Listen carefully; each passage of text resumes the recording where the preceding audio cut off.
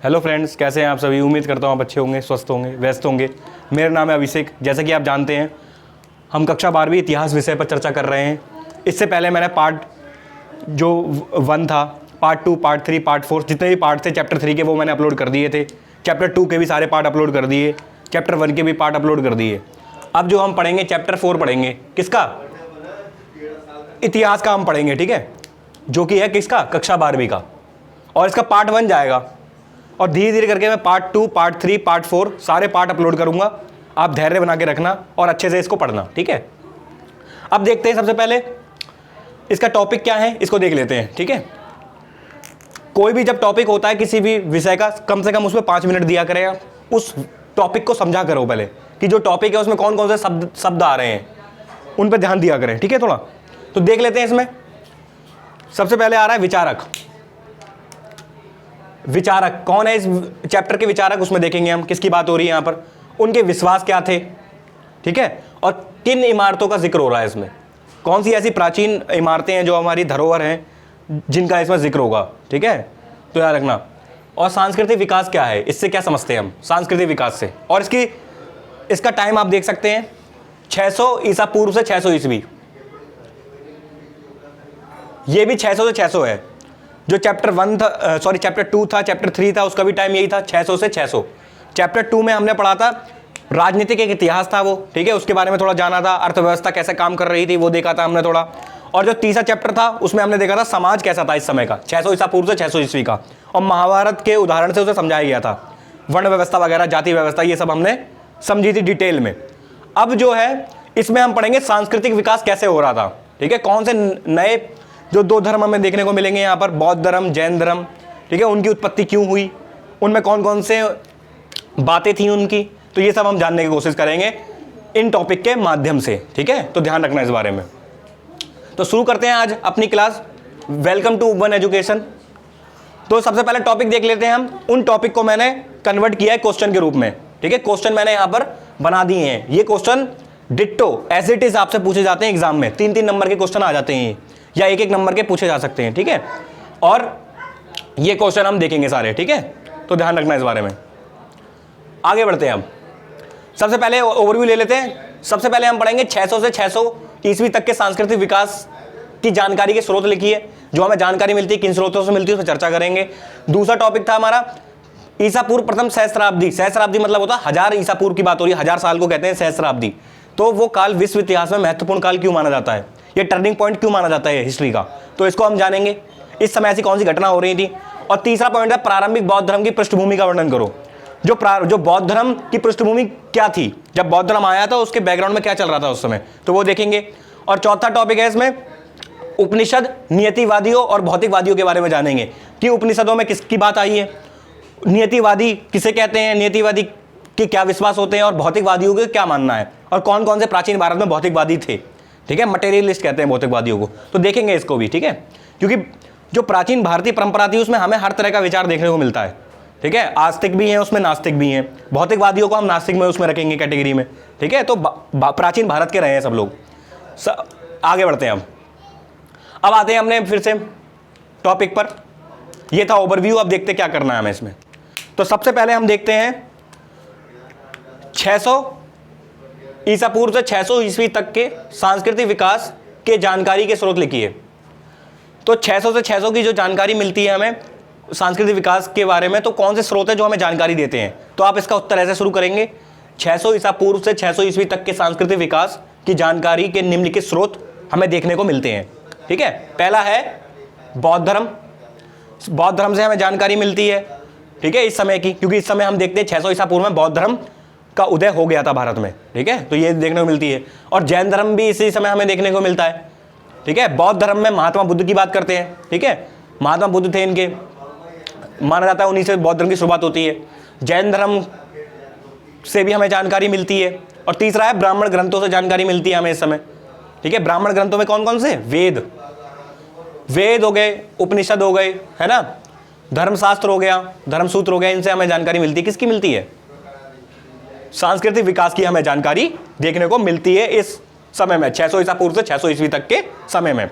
और सिर्फ बौद्ध धर्म, जैन धर्म और ब्राह्मण ग्रंथों से ही जानकारी नहीं मिलती है हमें, केवल हमें इमारतों से भी जानकारी मिलती है। ठीक है, इस समय में 600 से लेकर 600 के समय में बहुत सारी इस समय इमारतों का निर्माण हुआ। ठीक है, जिसमें स्तूप वगैरह बनवाए गए। सांची का स्तूप बहुत ही ज़्यादा महत्वपूर्ण है। सांची का स्तूप ये पड़ता है भोपाल में। ठीक है, मध्य प्रदेश की राजधानी है जो भोपाल, उसमें हमें देखने को मिलता है सांची का स्तूप। तो याद रखना, कहाँ है ये? भोपाल में। किसमें है? भोपाल, भोपाल में है ये। और स्तूप जो होते हैं वो बौद्ध धर्म से संबंधित होते हैं। किससे संबंधित होते हैं? स्तूप जो होते हैं वो बौद्ध धर्म से संबंधित होते हैं। जैसे मंदिर को हम जोड़ते हैं हिंदू धर्म से, मस्जिदों को जोड़ते हैं, दरगाहों को जोड़ते हैं इस्लाम से।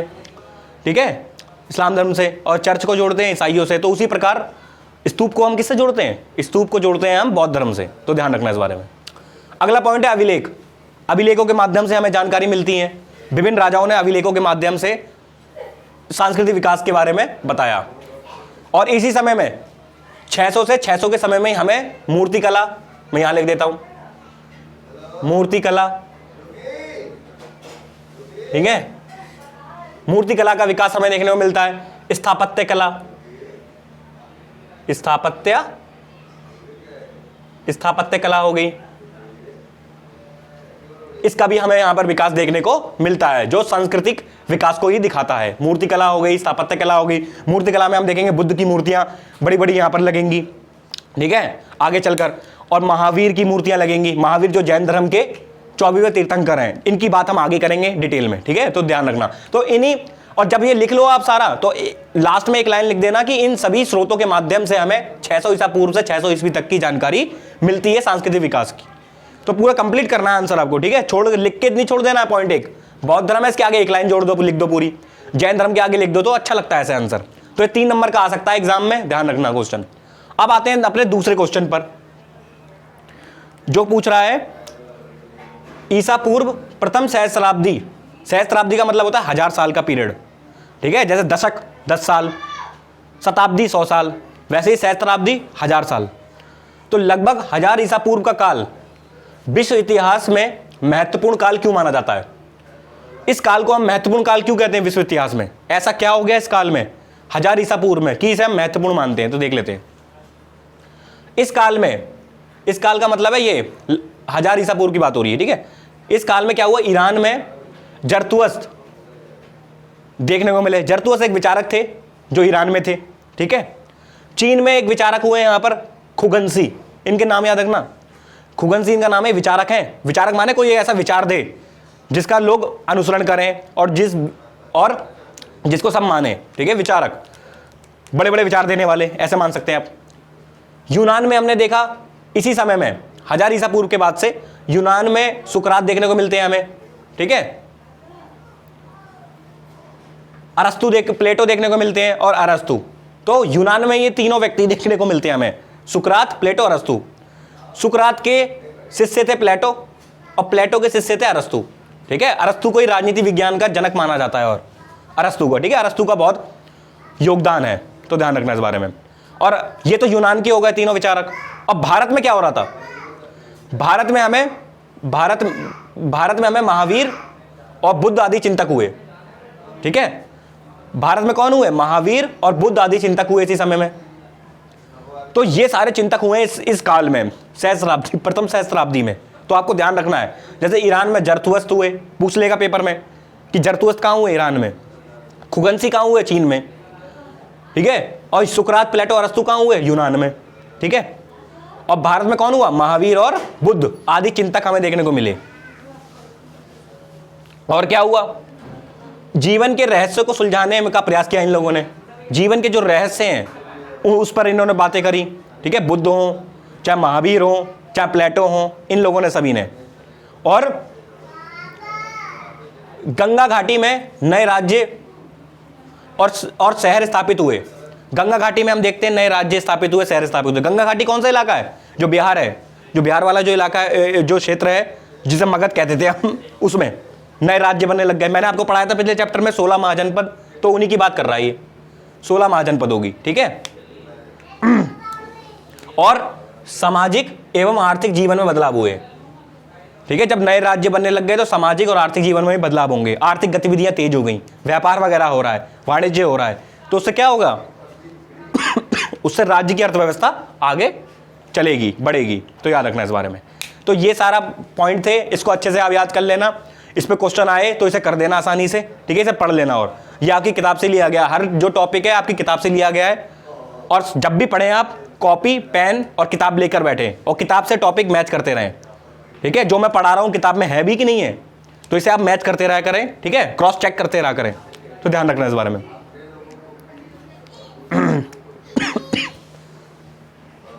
प्रारंभिक बौद्ध धर्म की पृष्ठभूमि का वर्णन करो।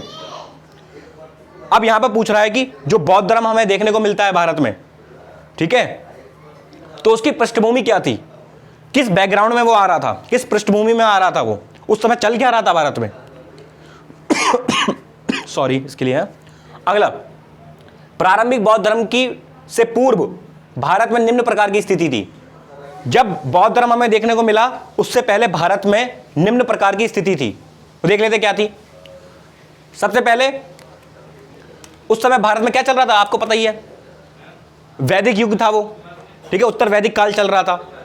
तो उस समय हम देखते हैं यज्ञों की परंपरा हमें देखने को मिलती है भारत में, प्राचीन भारत में उस समय यज्ञों की परंपरा हो रही थी, जिसे हम वैदिक परंपरा से जोड़ते हैं।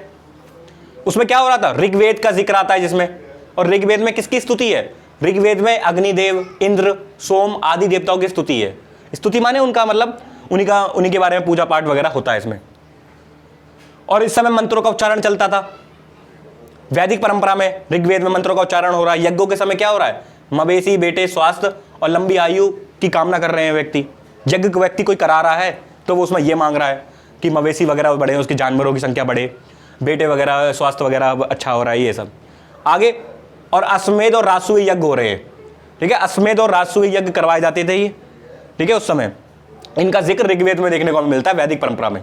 और कौन कराते थे राजसूय यज्ञ, ये कोई आम आदमी नहीं करा सकता राजसूय यज्ञ, ठीक है।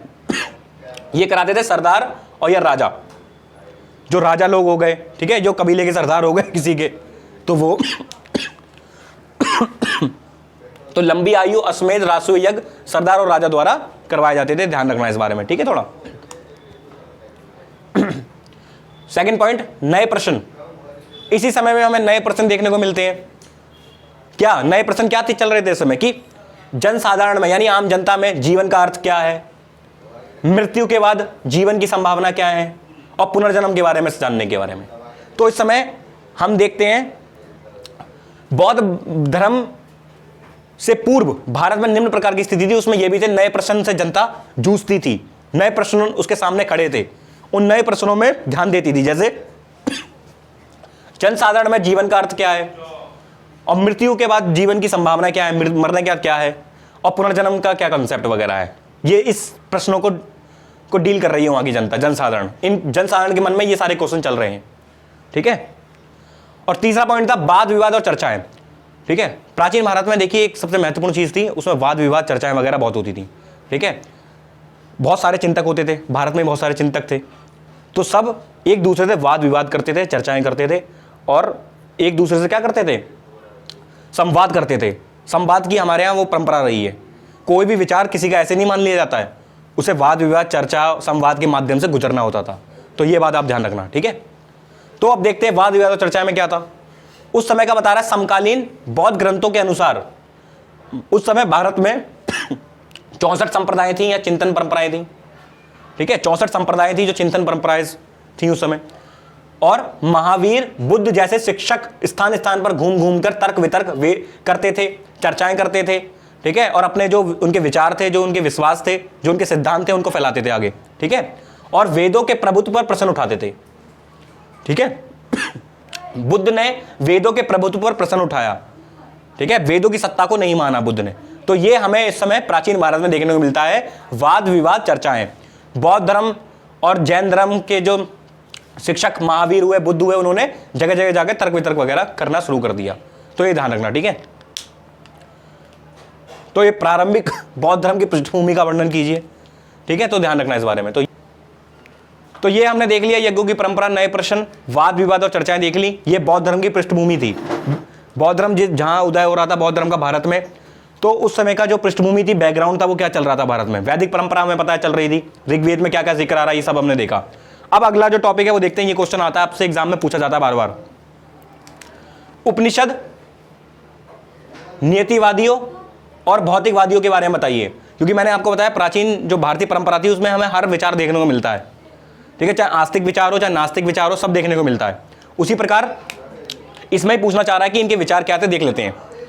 सबसे पहले उपनिषद, जो मैंने बताया था उपनिषद भी प्राचीन हमारे जो ग्रंथ हैं, वेदों के बाद इन्हीं का नंबर आता है उपनिषदों का। तो उपनिषदों में किसका जिक्र है? उपनिषदों में आत्मा की प्रकृति बताई है, आत्मा के बारे में बताया कि आत्मा की प्रकृति क्या है, आत्मा का स्वरूप क्या है, आत्मा पे जिक्र हुआ है उपनिषदों में, ठीक है। सच्चा यज्ञ किसे कहते हैं, इस पे जिक्र हुआ है उपनिषदों में, बताया गया सच्चा यज्ञ किसे कहा जाए, ठीक है, यज्ञों का वखान हुआ है इसमें। और जीवन का अर्थ इसमें समझाया गया है उपनिषदों में, और मृत्यु के बाद जीवन की संभावनाएं क्या होनी चाहिए वो बताया है, मृत्यु के बाद क्या होता है जीवन की संभावनाएं, और पुनर्जन्म के बारे में समझाया है इसमें उपनिषदों में कि क्या व्यक्ति का पुनर्जन्म होता है या नहीं होता है, उसके बारे में इसमें चर्चा आई है उपनिषद में। तो एग्जाम में आए तो याद रखना, ये सारे पॉइंट्स आपको याद रखने हैं, ठीक है, किस किस का बात होती है उपनिषद में। और उपनिषदों की संख्या कितनी है बताया था मैंने आपको पिछली क्लास में, याद आ रहा है किसी को? तो है 108, ठीक है, ध्यान रखना। अगला है नियतिवादियों के बारे में। नियतिवादी हम किसे कहते हैं, ठीक है, और नियतिवादियों का क्या विश्वास थे वो देख लेते हैं। नियतिवादियों का मानना है कि जीवन में सब कुछ पहले से तय होता है, ठीक है, क्या होता है, सब कुछ पहले से तय होता है। एक मिनट, ये थोड़ा मिट गया, सब कुछ पहले से तय होता है, ठीक है, मतलब आपके जीवन में जो भी घटित होने वाला है वो घटित होकर रहेगा, नियतिवादियों का ये मानना है, ठीक है, आप उसे रोक नहीं पाएंगे। और दूसरा, जीवन में सुख दुख को कम या ज़्यादा नहीं किया जा सकता। इनका मानना है कि जो जीवन में सुख दुख पहले से ही लिखा होता है, जो मिलना है वो मिल के रहेगा। तो नियति माने होता किस्मत, ठीक है, इसको समझिए थोड़ा। नियति माने होता किस्मत, भाग्य। वादी माने जो भाग्य पे विश्वास रखते हैं, जो लोग जो मानते हैं कि भाग्य मेरे यही लिखा था तो ये हो गया। तो इस तरह का ये विचार है। और सुख दुख को कम या ज़्यादा नहीं कर सकते, ये इनका मानना है। जो जीवन में घटित होने वाली घटना है वो होके ही रहेगी, ये ऐसा मानते हैं, ठीक है। तो सुख या दुख को कम या ज़्यादा नहीं कर सकते। इनसे आप सहमत हो सकते हैं, असहमत हो सकते हैं, वो एक आपकी बात है, वो ठीक है, वो आपकी समझ कहेगी जो भी कहेगी। ये इनका क्या विचार है मैं तो वो बता रहा हूँ आपको, ठीक है। तो ये मैं बता रहा हूँ नियतिवादी, इसका मतलब ये नहीं कि मैं नियतिवादी हूँ, ठीक है, ये मैं बस आपको पढ़ा रहा हूँ जो क्योंकि आपकी किताब में आया है। आप इससे सहमत भी हो सकते हैं, असहमत भी हो सकते हैं, जो होना है आप हो सकते हैं, कोई दिक्कत नहीं है, ठीक है। कम या ज़्यादा नहीं कर सकते, ये बता रहे हैं। और एक और एग्जाम्पल है इसमें, नियतिवादियों की बात कौन करता है? नियतिवादियों की बात करता है मखली गोसाल। ये प्राचीन विचारक थे, ये भारतीय परंपरा में हुए हैं मखली गोसाल। तो इनका नाम याद रखना, ये नियतिवादी थे। मखली गोसाल कौन थे? नियतिवादी थे, याद रखना, ठीक है। तो पेपर में आ सकता है कि नियतिवादी जो विचारक थे उनका नाम लिखिए, तो आप लिख देना मखली गोसाल, ठीक है। तो ध्यान रखना, यहाँ पे पूछ, और मखली गोसाल कौन थे? नियतिवादी थे। अब अगला, नियतिवादियों के बाद आता है भौतिकवादी। भौतिकवादी किसे कहते हैं, ठीक है, जो कर दिया, ये देख लेते हैं भौतिकवादी को थोड़ा सा इसमें, ठीक है। यज्ञ और चढ़ावे में विश्वास नहीं करते ये लोग, यज्ञ वगैरह नहीं मानेंगे। जो भौतिकवादी इंसान होता है, जैसे मटेरियलिस्ट कहते हैं, ये जो लोग हैं ये आत्मा परमात्मा यज्ञ चढ़ावे इसमें विश्वास नहीं करते, ठीक है, ध्यान रखना इस बारे में। इस दुनिया या दूसरी दुनिया जैसी कोई चीज़ नहीं इनके लिए, जो अभी है, जो जीवन में है वही कर लो, सुख अभी भोग लो सारा, ठीक है, बाद में मिले ना मिले, ये इस तरह का विचार है। तो ध्यान रखना, ठीक है, कि लाइफ है, एक है, उसे अच्छे से एंजॉय करो, ये इनका मानना है भौतिकवादियों का, ठीक है। और मनुष्य 4 तत्वों से मिलकर बना है, इनका मानना है, ठीक है। और मृत्यु के बाद जो चारों तत्व हैं पृथ्वी और जल में विलीन हो जाते हैं, ठीक है, तो ये इनका मानना है, ठीक है। तो ध्यान रखना इस बारे में। तो ये भौतिकवादियों का मानना है, ये जो है यज्ञ चढ़ावा वगैरह में विश्वास नहीं करते, ये आत्मा परमात्मा में विश्वास नहीं करते, भगवान के अस्तित्व को नहीं मानते भौतिकवादी। और भौतिकवादी कौन हुआ है? अजीत केस कंबलिन हुए हैं, ठीक है, भौतिकवादी। तो याद रखना, एक व्यक्ति थे अजीत केस कंबलिन, इन्हें भौतिकवादी कहा गया, ठीक है। और भौतिकवादी जो सबसे बड़े हुए हैं भारत में, उनका नाम है, इनका भी नाम याद रख लेना आप, क्या नाम है इनका? हाँ, ये वाला, चार्वाक, ठीक है, चार्वाक। चार्वाक एक व्यक्ति हुए हैं भारत में, ये सबसे बड़े भौतिकवादी माने गए हैं, ठीक है। और माना जाता है कि भारत में जो भौतिकवाद की जो परंपरा है उसमें जो आगे चलकर आए व्यक्ति वो इनसे प्रभावित थे, चार्वाक से। तो इनका चार्वाक का नाम याद रख लेना, इंपॉर्टेंट है बस थोड़ा, ठीक है। तो ये इंपॉर्टेंट हो गया। तो ये है पूरा हमने देखा जो आज का लेखा जोखा। तो ध्यान रखना इस बारे में। विचारक, विश्वास, इमारतें, सांस्कृतिक विकास देखा हमने। इस टॉपिक में मूर्ति कला, स्थापत्य कला का भी जिक्र होगा, ठीक है, क्योंकि सांस्कृतिक विकास से जुड़ जाता है वो। और कौन कौन से टॉपिक देखे हमने कि सांस्कृतिक विकास के स्रोत बताइए, ठीक है, कौन कौन से थे। सहस्त्राब्दी काल जो है वो विश्व में महत्वपूर्ण क्यों माना गया। ईरान में जरथुस्त्र, चीन में खुगनसी, यूनान में सुकरात, प्लेटो और अरस्तु वगैरह देखने को मिले हमें। और भारत में कौन देखने को मिला, महावीर और बुद्ध। और गंगा घाटी में नए राज्य और शहर स्थापित हो रहे थे, सामाजिक आर्थिक विकास, जीवन में बदलाव आ रहा था। और प्रारंभिक बौद्ध धर्म में पृष्ठभूमि का वर्णन करा मैंने, यज्ञों की परंपरा बताई, नए प्रश्न बताए और वाद विवाद चर्चाएं होती थी, ये समझाया। और बाद में एक टॉपिक देखा हमने उपनिषद, नियतिवादी, भौतिकवादियों के बारे में, ठीक है। जब मैं आपको ब्लू बॉक्सेस पढ़ाऊंगा ना, डब्बे, तो उसमें भी इसका जिक्र आएगा, उपनिषद, नियतिवादियों, भौतिकवादियों का जिक्र आएगा, तो उसमें भी हम पढ़ेंगे थोड़ा सा और, ठीक है। तो मकली घोषाल, अजीत केस कंप्लेन हमने देखा। तो इस प्रकार ये पहला पार्ट है आपका चैप्टर 4 का, ये आपने कंप्लीट किया। तो उम्मीद करता हूँ आपको पसंद आया होगा। पसंद आया तो लाइक करना, नहीं पसंद आया डिसलाइक भी कर देना, कोई बात नहीं है। क्यों किया पर कमेंट बॉक्स में बताना, ठीक है, ताकि उसे इंप्रूव किया जा सके। शेयर करिए, सब्सक्राइब करिए और जो भी फीडबैक है उसे लिखिए। और उपवन एजुकेशन पेज है, इसे लाइक कर लेना, ठीक है, जिसपे आपको कंटेंट मिलता रहेगा और भी। तो आज के लिए इतना ही रखते हैं। Thanks a lot for watching. Have a nice day. Screenshot ले लें आप।